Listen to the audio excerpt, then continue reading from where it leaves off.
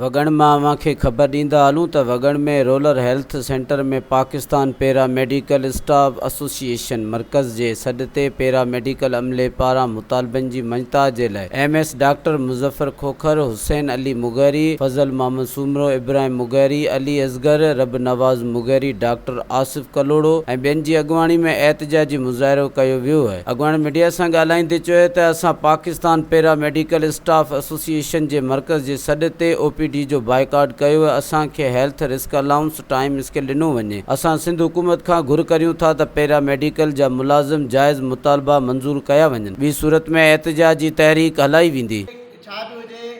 Master education सही अस्पतालूं असां ओड़ी महिल खोलियूं वेठा हुआसीं। मींहं में जेको आहे सो असां हिते अची करे ड्यूटियूं कयूं आहिनि ऐं असां हर वक़्तु ड्यूटियूं कंदा आहियूं। इहे सॼो बुनियादी हक़ आहे जेको असां सिंध गवर्नमेंट खे, हेल्थ सेक्रेटरी साहब खे ऐं असां DG हेल्थ खे, मैडम अज़रा पेजूअ खे अपील था करियूं त हीउ असांजो रिस्क अलाउंस बहाल कयो वञे। त जेको असांजो रिस्क अलाउंस कटियो वियो आहे उहो बहाल कयो वञे। ॿी सूरत में अगरि असांजो बहाल न थियो वियो त असां कराची ताईं वसी दाइरो वधाईंदासीं।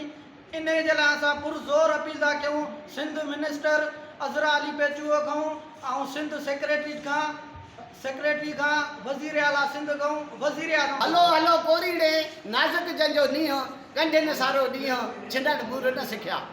जीअं त असां वज़ीर आला खे पुरअमन अपील था कयूं त जेको असां हेल्थ वारनि जो रिक्स अलाउंस कटियो वियो आहे ऐं असांखे बेचैन कयो वियो आहे, महिरबानी करे असांजे हेल्थ अलाउंस बहाल कयो वञे ऐं असां हेल्थ वारनि जी बेचैनी ख़तमु। मज़ीद ख़बरनि ऐं तफ़सीलात लाइ विज़िट कयो असांजी वेबसाइट www.awamiNewsHD.com ऐं ॾिसंदा रहो अवामी न्यूज़ HD।